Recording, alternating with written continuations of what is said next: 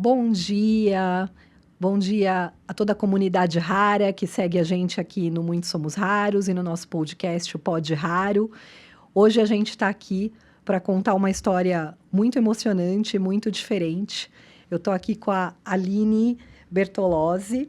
A Aline é mãe do Léo, né? Criadora da Outcare Brasil, palestrante, escritora, né, Aline? A gente estava conversando agora aqui um pouquinho, ela contando para mim também que ela vem da área de marketing, publicidade, que também é a minha área, eu sou jornalista, mas também trabalho com a área de marketing e publicidade.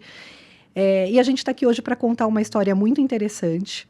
A Aline, mãe do Léo, o Léo foi a criança que recebeu a segunda, né, cirurgia intraútero para uma traqueostomia, é isso? Isso. Foi isso que aconteceu, Foi né? isso que aconteceu. E a Aline hoje vai contar pra gente um pouco da história do Léo, da doença ultra rara do Léo, né? Como que é a vida da Aline hoje, contar um pouco da jornada do Léo, porque a gente está aqui para ouvir muito a história dos pacientes, ouvir muito essa jornada que vocês têm para contar pra gente. E para contar um pouquinho de como tudo isso acabou chegando na Outcare Brasil e um pouco do que hoje você está desenvolvendo para tantos pacientes com doenças raras e ultra raras, né, Aline? Então, primeiro, prazer te receber aqui, estou muito feliz. Meu. E queria que você começasse contando um pouco dessa história, falando para a gente da sua trajetória até a chegada do Léo. Como que foi, né, receber essa notícia quando você ainda estava grávida? Então, conta pra gente um pouco de como foi todo esse processo. Primeiro, é um prazer estar aqui. Obrigada pelo convite. Acho que a gente tem muito para contribuir. Uhum. Receber um diagnóstico nunca é fácil, né? Ainda mais de uma síndrome super rara. A gente, né, fica naquela sensação, uau, o que vai ser do futuro, né? Sim. E no caminho até vinha pensando muito, né, sobre isso. Assim, nossa, 10 anos atrás era tudo muito diferente, né? Sim. E o Léo foi diagnosticado com uma síndrome chamada síndrome de Caos. E o Caos, ele tem algumas vertentes, e a dele era o pior cenário. E a gente não tinha nenhuma chance dele nascer. E aí, então, o médico sugeriu que a gente fizesse essa traqueostomia intraútero para que a gente pudesse dar a chance dele, pelo menos, nascer. Como que foi a chegada desse diagnóstico? Em que processo, em que momento da gravidez você descobriu? Então, foi num momento, assim, totalmente inesperado, porque a gente tinha feito o exame de sexagem fetal, tava tudo bom, tava tudo certo. Eu ia fazer aquela viagem de fazer enxoval fora do país. E um dia antes me deu um estalo, me deu um frio na barriga. Eu falei, não, será que é menino mesmo? E aí, bobeira. Aí fui no obstetra, pedi para ele fazer um ultrassom e aí ele estava todo alterado. Então, o exame morfológico dele, que era perfeito, 15 dias depois estava todo alterado. O Léo tinha muitas deformações no corpo, que era ascite, era água entre os órgãos, enfim, ele estava bem deformado. Só que naquele momento eles não sabiam o que era. E para pegar o diagnóstico do caos, a gente teve que descartar todas as outras coisas que poderiam ser doenças, né? Doenças infecciosas que eu poderia ter contraído na gestação e tudo mais. E aí, quando descartou Seu primeiro tudo... filho, Léo. Primeiro filho. Primeiro e único filho.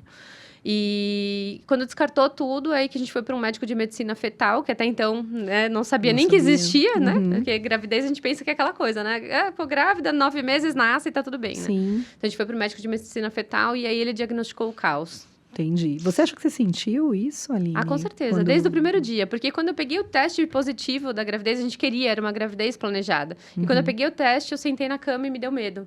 Engraçado, porque meu marido falou, calma, medo do quê? Vai dar tudo certo. Então, naquele momento, eu já tinha sentido que a gente ia enfrentar alguma coisa. Então, eu tenho muito isso na minha cabeça. E depois... Quando a gente foi viajar, eu falei, não, eu não quero ir sem ter certeza. Daí, meu médico falou, mas você fez um exame de sangue, não tem como ele tá errado. E aí, então, a gente... Você ficou com essa intuição de que você tinha que fazer esse exame antes de viajar. Eu acho que mãe, a gente já vem com aquele, né? Sim. Vem ativado o sexto sentido mesmo antes de nascer. E essa síndrome, ela é ultra rara por quê? Quantas crianças ela atinge? Como que é? E é uma questão genética? O que você descobriu até agora? Então, eu parei um pouco de pesquisar sobre caos, porque o caos, ele foi só o início da nossa vida. Depois foram acontecendo tantas outras coisas que a gente foi mudando um pouco o nosso foco de estudos, né? Mas o caos, na verdade, ele é uma obstrução né, a do Léo, porque tem o caos de laringe, mas assim, o dele é uma obstrução na traqueia. Então, um desses anéisinhos não se formou. Ele é uma síndrome de uma má formação, ele é bem isolado, ele não tem nenhuma outra patologia junto. Entendi. Ele é uma má formação. Então, um desses anéisinhos da traqueia, que deveria ser aberto para o ar passar, ele é fechado. Com isso, os bebês não nascem. Então, naquele momento, a gente teve o diagnóstico de que a gente ia ter um aborto. Entendi. cedo Você ou estava tarde. com quantos meses? Eu estava com 15 semanas quando a gente pegou o diagnóstico. Entendi. E aí, assim, na hora que ele começou a respirar, aquele líquido foi acumulando dentro dele, o pulmão foi ficando inchado, foi apertando o coração e o coração dele ia parar em qualquer momento. Então, eu ia ter um aborto. Até na época foi cogitado de fazer um aborto programado, porque era uma gestação incompatível com a vida. E a gente decidiu que não, a gente decidiu continuar e tudo mais. E a partir desse momento, quando vocês receberam essa notícia, como que foi receber essa notícia? Putz, é como se o chão faltasse pra gente, assim, a gente... Porque é uma gravidez desejada, ela vem com muitos sonhos, né? E aí você entra no primeiro luto, que é o luto dos sonhos que você não vai viver, né? Porque você pensa no tradicional, vai crescer, ir pra escola, lá, e você, de repente, vai mudar toda a sua vida pra um lugar totalmente desconhecido, né? Então, foi bastante difícil. E principalmente porque, assim, olha, nenhum bebê com caos nasce. Com caos de obstrução de traqueia nasce. Então, era muito difícil conceber que eu estava gerando um aborto e não um filho. Então, foi muito difícil. Foram momentos que eu fiquei bastante triste e, ao mesmo tempo, inconformada de... Não é possível que não tenha o que fazer. Não é possível que Como não existe vocês nada. descobriram a cirurgia? Como que foi esse processo? Quando a gente foi encaminhado para o médico de medicina fetal, ele explicou o que era o caos e tinha dito que 15 dias antes do nosso diagnóstico, ele tinha feito o primeiro diagnóstico e tinha feito a primeira cirurgia do mundo. Assim, foi coincidência, que eu acho que... Foi um médico brasileiro. Médico brasileiro. Ele já é um médico super especialista em cirurgias a céu aberto, que são essas intraútero, para fazer correções de mielomeningocele. Certo. E quando chegou a primeira paciente para ele, eu acho que é Deus que vai agindo em tudo, porque coincidentemente a mesma paciente, eu passava num ginecologista e ela passava na esposa dele, que eram em andares diferentes, no mesmo prédio, e muito coincidência, a gente caiu em semanas diferentes na mesma patologia, enfim. Quando eu cheguei lá e ele viu, ele falou, não é possível que é o mesmo diagnóstico, é raro e caíram os dois no mesmo lugar, né? Sim. Então, a gente viu a cirurgia, com essa possibilidade da cirurgia, por essa primeira paciente. Mas, na época, ele explicou que ele não poderia fazer a nossa cirurgia, porque cirurgia experimental no Brasil, a gente tem que esperar aquele bebê nascer, Sim. deveria esperar ele nascer para a gente poder fazer a cirurgia do Léo. Só que ela tem um tempo, só pode ser feita até 24 semanas de gestação. E aí, a gente não tinha esse tempo, e aí a gente começou a correr contra o tempo. O relógio. E implorar para o médico para ele fazer a nossa, né? E aí vocês conseguiram? Vocês não precisaram entrar na justiça? Precisamos entrar na justiça, porque é uma cirurgia que não está coberta, não tem no rol da ANS, era uma cirurgia experimental. A gente precisou tudo isso. Mas antes disso, a gente precisou convencer a equipe médica a fazer, porque eles tinham uma certa resistência, porque eles não sabiam o que ia acontecer com aquele bebê. Eles não sabiam quais as condições que ele ia nascer, se ia dar certo, enfim. E como ela estava, você faz a cirurgia e continua a gestação. Como que você convenceu a equipe médica? Na verdade, quem convenceu foi o próprio Léo. Na verdade, eu estava internada, eu pedia muito para o médico para ele fazer a cirurgia. Ele falava que ele não podia, mas que ele ia me acompanhar pelo maior tempo possível e tentar que eu tivesse uma gravidez boa. Só que eu implorava para ele. Um dia ele me internou, a gente fazia algumas cirurgias para aliviar e prolongar o tempo de vida do Léo, que chama paracentese. Eles colocavam uma agulha, tiravam o líquido de dentro da barriga do Léo, e nisso o coraçãozinho dele voltava a bater normal, e aí dava mais alguns dias de vida para ele.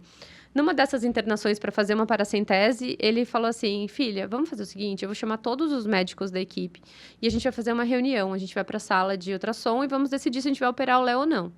E aí, foi para a sala de ultrassom e o Léo... já era Léo nesse momento? Já era Léo. O Léo é Léo desde que a gente ficou grávida, já era Léo. Mas aí, a gente foi para a sala de ultrassom e aí, o Léo estava numa posição muito difícil, assim. Ele estava já deitado, ele não se mexia, ele estava numa posição muito ruim. Aí, o médico falou para mim assim, filha, faz o seguinte, vai pro quarto, dorme essa noite, amanhã de manhã a gente vai fazer essa nova reunião. E eu voltei pro quarto assim, nossa, rezei a noite inteira. Falava, filho, se você quer uma chance de viver, me dá um sinal. Filho, se você quer uma chance de viver, me dá um sinal. Eu preciso saber se você quer, porque eu tô implorando por uma cirurgia, mas eu preciso respeitar você, né? E aí, naquela noite, foi a primeira vez que eu senti o Léo mexer, assim. A minha barriga era muito engraçado o que eu sentia, porque eu não sentia, era uma gravidez parada. E aí, às 9 horas da manhã, eu fui levada para a sala de ultrassom. E chegando lá, o médico, na hora que ele colocou o aparelho, o Léo tinha virado. Ele já estava na posição que ele precisava. E ele falou assim, Léo, só falta você levantar a cabeça. Aí o Léo levantou a cabeça e ficou parado. Aí o médico começou a chorar, ele afastou a cadeira, assim, e ele falou, eu opero esse bebê. Os outros médicos que estavam na sala nem tiveram condições de dizer sim ou não. Ele era o professor, o médico líder lá, e ele falou... E tudo isso aconteceu nesse tempo que a gente está falando aqui, até 24 semanas. Isso foi com 21 semanas, 21 ele deu semanas. o ok que faria a nossa cirurgia, daí a gente começou a correr contra o tempo para fazer as autorizações, né? Porque daí era Natal e Ano Novo, e aí tava o fórum fechado, a gente entrando com a liminar saiu, acho que dia 5 de janeiro, alguma coisa assim. Eu já logo me internei para fazer outras paracenteses, porque eu precisava fazer isso para prolongar o tempo de vida do Léo e as coisas acontecerem.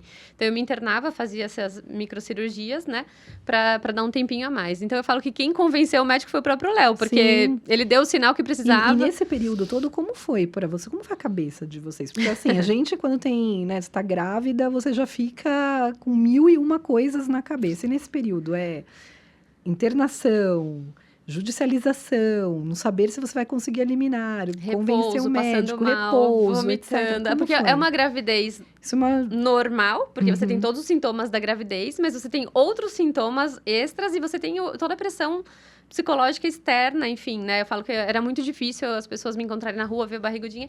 Menina ou menino? E eu ficava na cabeça, putz, é um aborto. Putz, era tão ruim responder. E depois, assim, no momento da indecisão, que você não sabe o que é, não sabe o que vai acontecer, não sabe nada, as pessoas começam a falar, e os médicos falam, e você vai mais médico fala. E assim, era aterrorizante. Até que um dia eu decidi ir para um spa, sozinha. Eu falei, preciso ficar sozinha, eu preciso silenciar o mundo para ouvir a minha voz interna. E aí eu fiquei uma semana inteira num spa, fiquei de segunda a sexta, e no fim de semana meu marido foi para lá. E eu acho que foi a melhor decisão que eu tomei, porque é muito difícil você tomar alguma decisão, ou você até reconhecer o que você está sentindo, porque às vezes você nem está sentindo, aquilo não é seu. Não, faz o aborto porque é melhor para você. Mas pera, uma outra pessoa dizendo que é melhor para mim, né, começa a te confundir. Então, eu decidi ficar sozinha para que eu pudesse entrar em contato com os meus sentimentos, com as minhas vontades, e que eu pudesse me conectar com o Léo, entender também dele o que ele queria. Então, eu fiquei a semana inteira com ele, foi ótimo, porque eu fui num spa, é um lugar que tem muita socialização, mas as pessoas se respeitam muito, então ninguém me deixava sozinha, mas também ninguém ficava perguntando sobre gravidez, ninguém, não tinha... Enfim, e aí no fim de semana o Rodrigo chegou, a gente pôde conversar muito mais, eu e ele, a gente pôde falar mais abertamente, né? Porque era muito difícil, era a segunda cirurgia, a garantia era nenhuma, tinha muito risco de vida, inclusive meu, nessa cirurgia. Ele, como marido, estava numa situação muito difícil, porque ele também não pode dizer, não, você vai fazer a cirurgia, né? Era a minha vida em risco, né? Mas a gente pôde conversar e ele falou, Aline, você vai passar por tudo. Eu só posso dizer que eu vou estar do seu lado, independente de qual for a sua escolha. Eu nunca vou te julgar por escolha alguma que você fizer. O que eu vou te garantir é que eu vou estar do seu lado. Então, acho que foi a primeira coisa que a gente se alinhou. A gente pôde ter um tempo nosso e também um tempo com o Léo e assim, cara, tá tudo ruim, mas a gente tá conseguindo passar, né? Se tiver que acontecer, vai acontecer, vai dar tudo certo. E nesse período foi judicialização, internação, cirurgia e... A gente nem sabe como a gente sobrevive. Eu falo assim, eu não lembro se eles me pesavam, eu não lembro se eu fazia exame, eu não lembro se eu tive pré-diabetes. Eu não lembro, porque assim, era foco no Léo. Eu fazia ultrassom um dia sim, um dia não. E era só foco nele, assim. E aí chegou o momento da cirurgia. Aí saiu a autorização, fui internada, fiz a paracentese, aí chegou o dia da cirurgia. Um dia antes da cirurgia, minha mãe perguntou quais eram os riscos, né? E o médico falou, o risco é perder o Léo, porque ele era muito pequenininho e ele tinha que furar a traqueia. Ela estava 2 milímetros da veia aorta, então tinha um grande risco do Léo morrer nessa cirurgia. Tinha um risco de morrer nós dois, porque é uma cirurgia muito, muito grande, arriscada e era inédita, enfim. E tinha o risco da anestesia, que é um risco para todo mundo, e tinha o risco do parto prematuro, né? E aí eu fiquei, não, gente, o único risco é não ter o Léo. Os outros riscos eu não quero nem saber, eu não dar a opção para o Léo. E aí eu fui para a sala de cirurgia, tinha muitos médicos, assim, foi muito louco, porque eu nem consigo... Aquela sala gelada, que as pessoas mexendo, os aparelhos apitando e chegando o médico, eles falaram, assim, que depois, né, que eu fui anestesiada, parecia um estádio de futebol, médicos nas cadeiras, assim, nas escadas, um em cima do outro, todo mundo filmando, enfim, porque era uma cirurgia muito inovadora. E aí, depois que eu acordei da cirurgia, eu só perguntava, cadê o Léo? E o Léo, e o Léo, e o Léo? E aí ele já me mostrou, porque a cirurgia é a céu aberto. Eles tiram o útero, abrem o útero, operam o bebê, e aí nessa hora eles fotografaram o Léo. E aí eu fui pra UTI e ele me mostrou o Léo e eu, nossa, me senti a mãe mais feliz do mundo, assim, só de ter podido conhecer alguns pedacinhos do Léo ainda dentro do meu útero, né? Só que eu fui pra UTI e a previsão era ficar 24 horas e já subir para uma semi-intensiva para continuar a minha gestação. Só que passou 24, 48, 72, eu comecei a ter febre, minha barriga ficava dura e mole, eu não entendi o que estava acontecendo, eu não sabia o que era. E aí eu entrei em trabalho de parto em uma semana, eu acabei tendo o Léo prematuro extremo. E aí ele nasceu com 24 semanas. Nasceu com 25. 25 semanas. 25 semanas. Foi uma semana depois da cirurgia, ele nasceu. Exatamente. Eu operei numa sexta, ele nasceu na outra sexta. E como foi esse período pós-cirurgia? Ter o Léo prematuro, extremo, ele foi direto para UTI? Ele nasceu e foi direto para UTI. Eu não pude conhecer ele, porque ele nasceu, né, mal, né, pelo Apgar super baixo, porque precisou, tinha um tempo de pôr a traqueostomia com ele ligado no cordão. Enfim, ele foi já direto para UTI. E eu fui para semi-intensiva, porque eu estava ainda, né, no pós-operatório. E eu pude conhecer ele só no dia seguinte. E de lá, a gente só saiu do hospital depois de 11 meses, né? Mas entrar numa UTI é uma experiência que eu não recomendo para ninguém. Tudo que você viu da vida não serve de nada quando você entra ali. É um lugar totalmente desconhecido e você vai aprender de verdade um monte de outras coisas e você vai entender o que é impotência e o que é força. 11 meses de UTI com o Léo na UTI. 11 meses. Nesse período também aconteceram acontece de tudo, coisas. né? A vida não para. Eu falo assim que o meu maior sonho era que a vida parasse para eu resolver uma coisa de cada vez. Mas não, né? A vida vai acontecendo. Então, assim, o Léo nasceu bem, né? Depois que estabilizou ele estava bem. O neurológico dele estava bom. Tudo era bonitinho ali para a idade gestacional. Aliás, ele nasceu com 25 e tinha idade corrigida de 28. Então, ele estava super bem. Com um mês de vida, eles trocaram o leite materno por fórmula para ele engordar e a gente poder ir embora logo. Só que aí ele teve enterocolite e ele acabou perdendo o intestino. E aí, foi nessa que ele acabou tendo uma parada e lesionou o cérebro, visão. Aí a gente teve todas as sequelas da infecção generalizada que ele teve por causa da enterocolite. E isso aconteceu, o Léo estava quanto tempo? Um mês de vida. Um mês de vida. Um mês de vida. Então, o Léo batalhou o tempo todo, assim. Ele assim, a gente entra na UTI e a gente tinha aquela informação de que, agora é tempo, é peso. A gente achava que a gente acha que é uma coisa progressiva. Isso foi uma intercorrência que poderia acontecer. Vocês sabiam ou não? Na verdade, foi algo não. Totalmente não, inesperado. Eu falo assim que o quanto é importante, né, esses espaços que vocês dão pra gente falar sobre essas coisas, porque a gente chega nesses lugares sem nenhuma informação. E a gente é conduzido de acordo com as pessoas que estão lá.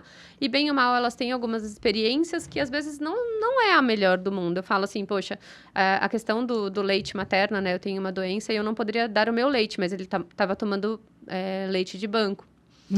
E aí, eles não me falaram que com 20 ml eles trocariam para fórmula.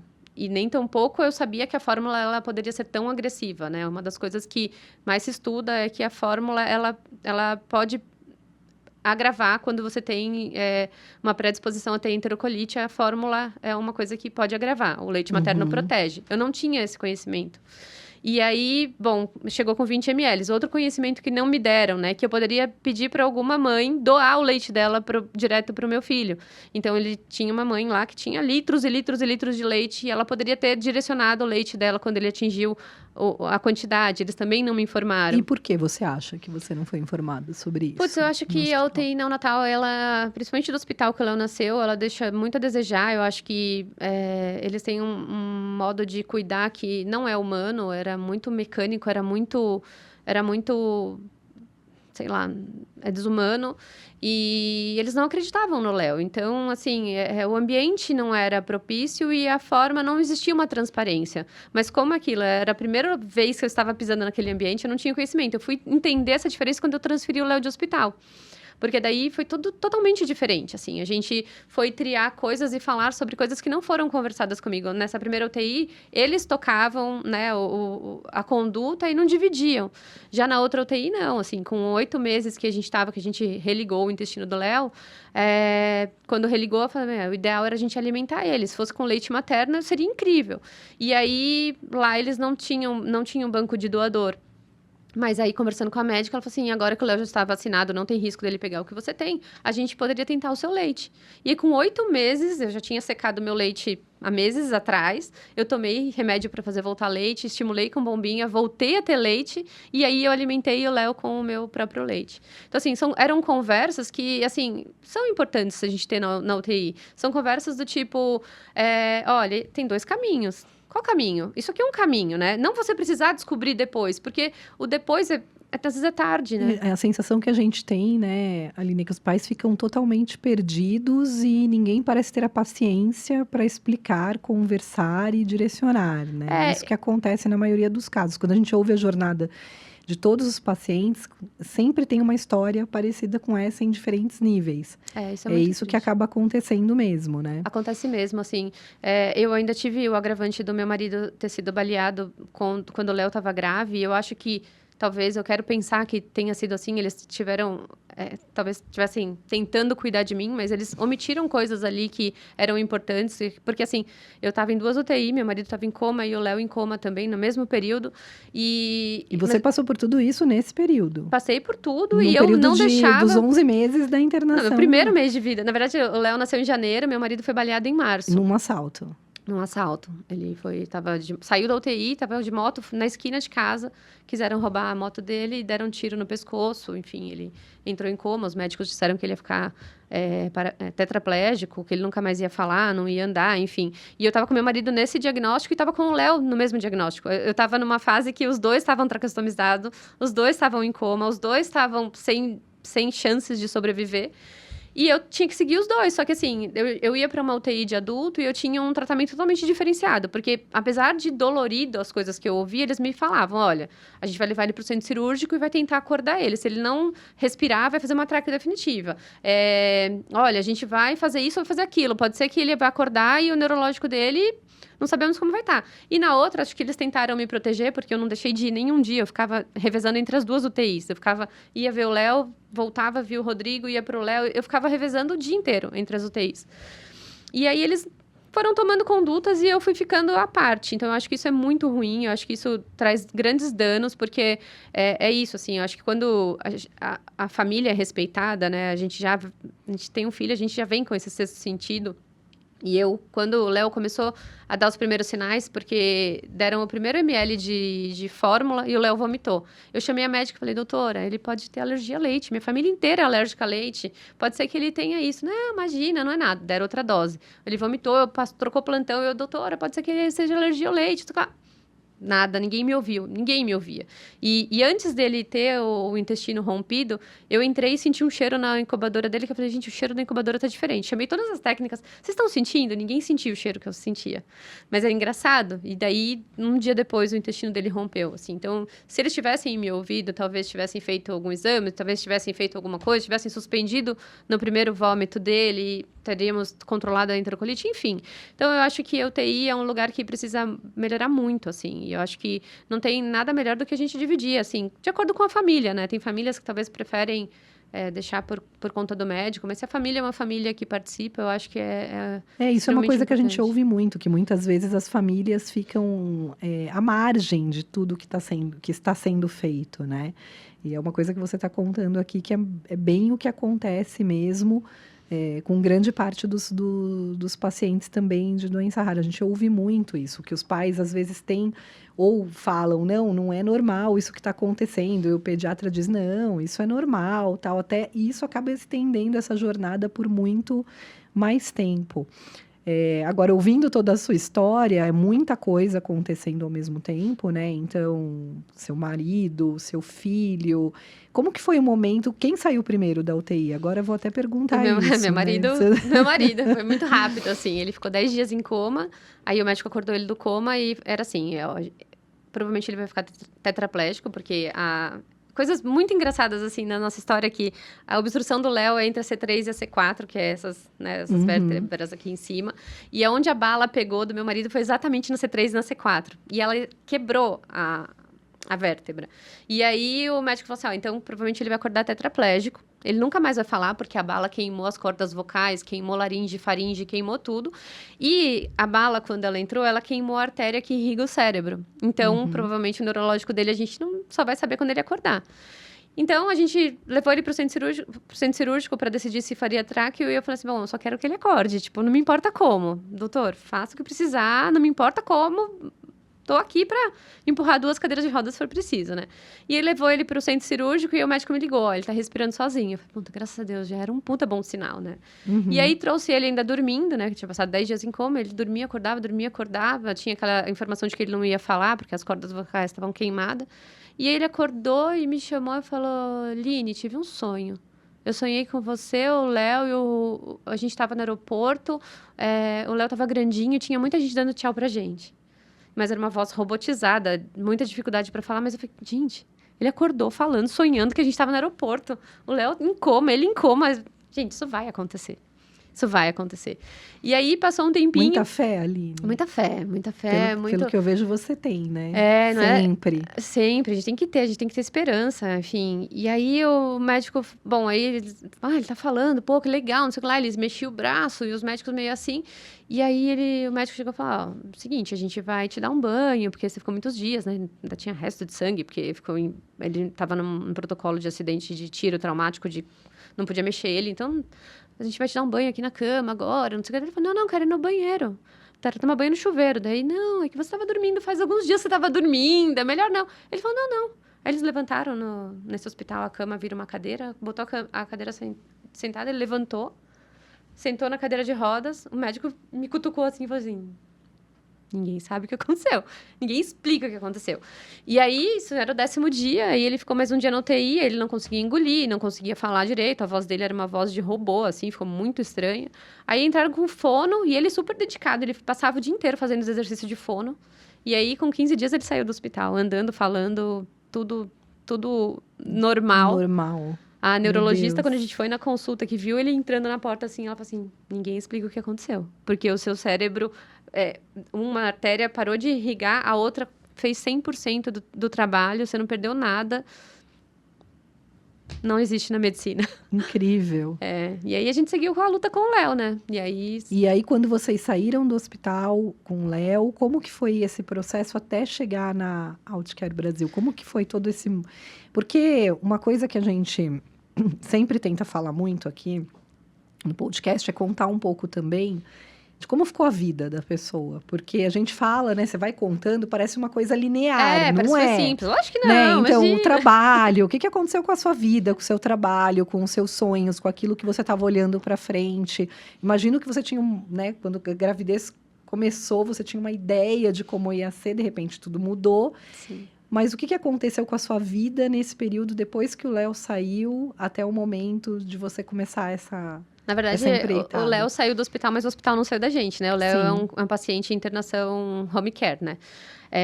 Bom, a minha vida, como eu falo assim, né? A gente já tinha tudo muito planejado. Acho que Deus já tinha conversado com a gente antes. Eu tinha na minha cabeça que eu tinha que ter uma reserva financeira para poder engravidar. Uma coisa doida, assim. Só vou poder engravidar quando eu tiver X mil reais na minha conta. Não sei por que eu tinha uma meta que não era idade, era dinheiro. Eu tinha que ter não sei por quê. Enfim, aí, quando eu fiquei grávida, que deu todo o problema com o Léo, eu decidi parar de trabalhar. Um tempo antes de eu ficar grávida com o Léo, eu tive um diagnóstico de câncer do meu pai e o médico falou, olha, ele vai viver no máximo 6 meses. E eu já tinha parado de trabalhar para viver os 6 meses com meu pai. Então, eu fiz tratamento com meu pai, a gente ia pra praia, eu tentei fazer os 6 meses dele serem os melhores meses da vida dele. E aí, meu pai faleceu, exatamente nos 6 meses, eu engravidei do Léo nesse mesmo ano. E aí, quando veio o diagnóstico do Léo, eu falei, não vou trabalhar. Não era a minha prioridade é vida, enfim. Parei de trabalhar e aí a gente ficou nessa...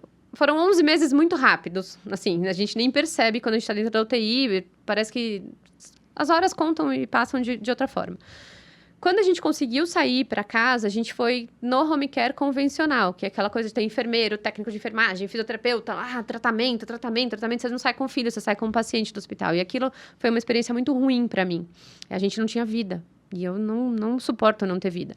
E aí o Léo acabou pegando uma infecção generalizada e a gente voltou para UTI. E aí, naquele momento, a gente falou, não, a gente não quer mais voltar para casa dessa forma. E conversando com a médica, nessa época eu já estudava muito sobre falência intestinal em outros países, já tinha essa forma de deshospitalizar sem ter home care. Eram os pais, os cuidadores. Uhum. E a gente começou a conversar e eles começaram a entender que aquilo seria uma possibilidade. E aí, a gente saiu com o Léo sem home care. Eu e meu marido decidimos que a gente ia fazer todos os cuidados do Léo, porque... Cara, é nosso filho, não importa a condição que ele tem. É nosso, a gente vai aprender a fazer o que precisa. A gente não sabia fazer papinha, a gente não sabe até hoje, a gente não sabe um monte de coisa de bebê comum. Por que a gente não ia aprender as coisas que o Léo precisava? Então, a gente decidiu sair dessa forma. E aí, a gente começou a se ver preso dentro de casa e falou, não, isso não é vida. E quando a gente saiu, a gente começou a poder passear com o Léo. E aí, a gente começou a dar vida pro Léo.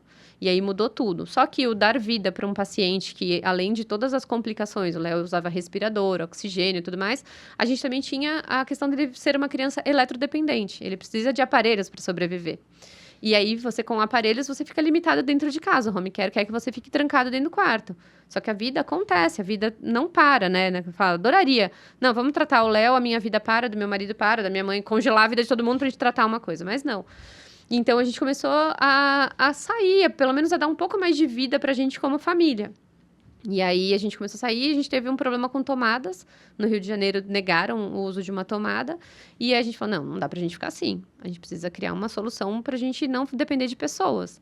E aí, meu marido, que tinha estudado eletrônica e tudo mais, falou, vamos botar uma bateria de moto dentro de uma mochila. A gente faz um treco assim, assado, que a gente bora. E a gente fez essa mochila em 2016.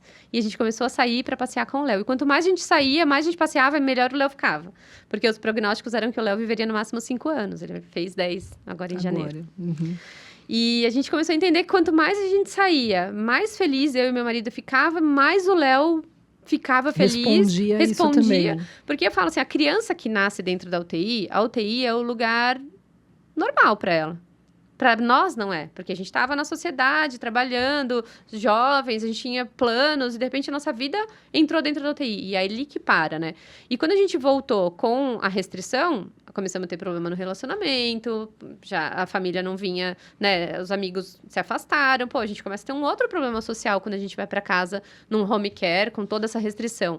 E quando a gente colocou a outcare na nossa vida, né? Que já era outcare, só não tinha um nome, a gente começou a voltar para a sociedade. Então, meu marido saía para trabalhar, eu podia sair com o meu filho, eu podia visitar pessoas, no fim de semana a gente podia passear, a gente começou a poder viajar, a gente começou a poder ter vida. E aí, melhorou o nosso relacionamento, melhorou a minha família, a gente devolveu o neto, devolveu o sobrinho, devolveu o primo, devolveu, né, a gente como família para a sociedade. E aí, a gente começou a entender que isso era legal e começamos a ensinar as pessoas a fazerem isso na internet. Na época era o meu Facebook, eu postei, ensinei as famílias a fazerem Isso começou online mesmo. Online. Vocês começaram a ensinar de uma forma bem... Era posts no Facebook que eu escrevia, eu contava que aconteceu quando eu levei o Léo pela primeira vez na praia, e fui ensinando as pessoas, e teve famílias que perderam filhos, mas que puderam ter a oportunidade de pelo menos fazer pelo menos uma única vez na vida um passeio, e elas começaram a me mandar relatos de que, nossa, se não fosse isso, o que teria sido da minha vida, né? Porque meu filho viveu 7 anos, mas 7 anos preso, né? A pessoa, ela não existe quando ela tá só sobrevivendo ali, né? Então, é muito difícil. Quando você dá alguma experiência, a sua memória, apesar do que aconteça, é aquela memória boa. Poxa, a gente esteve na praia, a gente esteve numa festinha. Porque é isso que a gente vai precisar no fim da vida, não é grandes coisas, são só as memórias, né? E aí, a gente ensinou as pessoas e elas começaram a sair, fazer e tal. E em 2021, contando essa história na internet... Nesse tempo, o que você ouviu das pessoas que foi a coisa mais... que era comum a todas as pessoas que te procuravam? Qual que é a grande dor das pessoas? A grande dor era ficar trancada dentro de casa. Você ter um paciente e você ficar lidando ali com doença, diagnóstico o tempo inteiro. Porque o que acontece? O home care vai lá e fala assim... Vamos pôr um berço de hospital, os aparelhos aqui, eles te botam dentro de um hospital, dentro da sua casa. E você não começa a viver uma vida normal. De repente, você tá naquele cenário, né? O ambiente molda muito. Então, quando você tá naquele ambiente que parece um hospital, você tem a mesma energia de um hospital. Você tem pessoas trabalhando que não estão ali fazendo por amor, tá fazendo por amor ao dinheiro, por amor à profissão, não amor ao paciente. E você começa a ter aquela coisa fria. Então, você fica... Nossa, estou tratando o tempo inteiro achando que você está tratando. O que a gente fez? Totalmente diferente. A gente tirou, escondeu aparelhos e tudo mais, começou a mostrar para as pessoas, gente, a gente vai moldar o ambiente que a gente vai viver. E isso vai fazer a diferença. Isso vai fazer totalmente a diferença. Então, a gente entende que a gente precisa ensinar as famílias. E aí, essa dor é muito latente de todas as famílias. Meu home care não me deixa sair, meu home care me proíbe de sair. Gente, mas por quê? Gente, eu falo, os únicos lugares que eu quase perdi o Léo 2 vezes foi dentro da UTI. Ele teve 2 paradas dentro da UTI. Em casa, ele nunca teve. Qual o risco, né? Tipo, se eu vou morrer, todo mundo vai. A gente já sabe disso, não é novidade pra ninguém. Agora, se a gente tá correndo risco, por que a gente não corre risco vivendo e não trancado? Ah, vivi 10 anos em cima de uma cama. Melhor viver 3 na praia, tipo, né? Sim, com certeza. Vamos combinar que tem coisas que a gente tem que pesar. E isso tem que estar muito de acordo com, né, com a família. Sim. Isso é um valor pra gente que tem muito... Pra gente tem muito valor a vida. Então, a gente pensa dessa forma, né? A gente pensa que a gente tem que viver... E a Outcare nasceu nesse sentido. Nesse sentido, de dar liberdade pra gente, porque a gente não tinha. E aí, na internet, eu contei essa história, uma agência de publicidade falou, vamos tornar isso um produto? E aí, a gente... Nasceu a Outcare, né? Hoje é uma marca patenteada, a gente tem a marca registrada, patente, enfim, a Outcare hoje ele é um produto, ele é um projeto social nosso, a gente quer que a Outcare chegue para o maior número de pacientes aqui no Brasil, para que transforme essas famílias. Quantos pacientes hoje já utilizam A gente Outcare? implantou a Outcare em 2023 no primeiro hospital, que é o Samaritano. Então, 50 crianças estão fazendo uso. Eu fiz doação de 2 Outcare para as crianças do SUS. Eu fiz uma doação para o Sírio-Libanês e uma para uma criança do São Luís. Todas estão super bem felizes, vivendo várias coisas novas. E agora eu tô com uma vaquinha pra gente conseguir atender todas as crianças desse hospital do SUS, porque é muito difícil. Qual é o hospital? Hospital Menino Jesus. Ah, o Menino Jesus. É, muito difícil escolher, né? Porque todas essas crianças têm uma urgência, né? Porque o prognóstico de vida para quem usa nutrição parenteral é de 5 anos. E você perder anos dentro do hospital ou dentro de casa, para mim, é uma coisa que me dá uma certa... Eu fico incomodada. Angústia mesmo. Eu fico incomodadíssima de saber que tem alguém que não está podendo sair. E aí, agora eu decidi fazer uma vaquinha. Em breve, a gente vai virar um instituto, né? Uma ONG, que de fato a gente vai conseguir captar mais e atender o maior número de pacientes possível. A nossa meta é que ninguém mais fique em hospital nem dentro de casa. E como isso foi recebido pelo Samaritano? Que hoje equipe médica, vocês já conversaram com equipes também de home care? Como que vocês estão trabalhando esse projeto? O Samaritano é um hospital, assim, totalmente fora da curva. A gente entendeu isso quando a gente mudou de um para o outro. E eles já pensam muito na humanização. Eles cuidam muito dessa questão de como que a família quer, como a gente pode melhorar a qualidade de vida, né? O tratamento não tem cura, são pacientes crônicos. E eles são muito focados em melhora de qualidade de vida. Quando eu trouxe o projeto, ela abraçou na hora, né? A médica falou, não, tamo junto. Acho incrível e tal. Eles rodaram um estudo clínico, vai ser publicado agora. Então, a gente vai ter dados científicos mostrando melhora de qualidade de vida dessas crianças, né?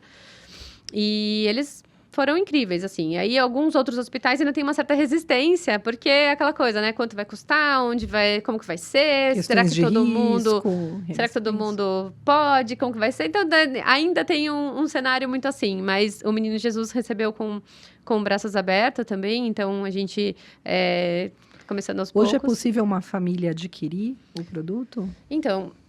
Ainda não, porque eu tô com essa questão da abertura da empresa, né? Porque para abrir uma ONG é muito mais burocrático e como a Outcare, ele é um projeto sem fins lucrativos para nossa família, a gente quer que seja ONG, né? Eu não queria abrir um CNPJ e sair vendendo, porque nunca foi a nossa intenção. A nossa intenção mesmo é dar liberdade para as famílias. Então, a gente tá nessa parte burocrática e abrir ONG é muito mais difícil, é muito mais demorado, estatuto, é muito burocrático, enfim. Então, eu não consigo vender a Outcare. O que eu tô fazendo, por enquanto, né? Até que São parcerias, são parcerias, pessoas que estão doando e eu dou para outras crianças. Então, nesse momento, eu tô dessa forma. Mas, em breve, né, ainda no meio desse ano, se Deus permitir, vai sair todos os documentos. E aí, quem quiser comprar, vai poder comprar, sabendo que o dinheiro vai ficar sendo revertido para outras famílias aqui. Vocês já sabem qual o valor que vai Ainda não, porque tudo depende de negociação, tem que é importado. Qual é a grande meta de vocês para o próximo ano com a Outcare Brasil? É chegar em quantos hospitais? O que vocês estão prevendo em termos de meta para esse projeto? Bom, são 300 mil eletrodependentes no Brasil. De verdade, é um número muito baixo estimado, porque são pessoas que se cadastraram na companhia de energia elétrica, né? Então, a gente sabe que um monte de gente está em casa com eletrodependentemente sem ter feito esse cadastro de sobrevida. Mas eu gostaria que nenhum deles ficasse em casa. De verdade, assim, é o meu sonho. Mas a gente precisa que as pessoas conheçam o Outcare, a gente precisa que os médicos entendam e que as famílias também tenham esse desejo, né? Porque tem família que não quer e tá tudo bem, né? Então, assim, o meu desejo é que a adaptação, você acha que é simples pro Outcare? Ele não tem segredo algum. A única coisa que a gente faz, a gente tem uma bateria que dá uma energia para essa pessoa poder fazer algum... Por exemplo, eu estava na praia e eu podia fazer inalação na beira do mar. Entendi. Como que você faz inalação na beira do mar se você tá... Entendeu? Tava com a minha bateria lá. Ela não tem grandes segredos. Eu não mudo medicação, não mudo aparelhos, nada. Eu só acomodo os aparelhos que a pessoa usa dentro de uma mochila, onde ele fica bem acomodado, sem risco. E tem uma bateria de energia extra para a pessoa poder ficar ao ar livre, enfim, ter liberdade. Então, nossa meta é que todas as pessoas que tenham desejos de voltar a viver, ter liberdade, independente do diagnóstico, que elas tenham a possibilidade de ter healthcare. Aline, para a gente encerrar, eu queria que você deixasse assim uma mensagem mesmo para quem hoje está passando por uma situação parecida com a que você já passou. Eu sei que tem muita gente que já viveu isso também, né? Mas para quem hoje descobriu, para quem hoje está começando a viver isso, com uma criança, né? Com todas essas angústias, essas expectativas. E te agradecer muito por ter participado aqui com a gente também. Imagina, E foi um prazer. desejar muita sorte para o Léo e para todo o projeto que vocês estão fazendo. Eu queria que você deixasse uma mensagem final. Com certeza. Acho que o meu lema é a minha marca pessoal, inclusive vai ser o nome do meu instituto, mas aqui Viver Cura. Eu acho que a gente precisa sair desse ambiente de só diagnóstico, de só tratamento. A gente precisa respirar fora disso. Então, colocar a vida na vida é super importante. Acho que esse é o maior recado. Acho que eu não demorei tanto tempo, mas se eu tivesse entendido isso antes, talvez a gente tivesse outras, né? Tivesse vivido melhor, enfim. Então, assim, não esquecer de viver. Não deixar de viver. Não deixar o relacionamento de lado, a família de lado, os amigos de lado, porque a gente não aguenta isso por muito tempo. A gente aguenta isso por pouco tempo, porque nós nascemos na sociedade. E ninguém consegue sair. Custa muito sair da sociedade. Então, meu maior recado é esse. Cuide de você.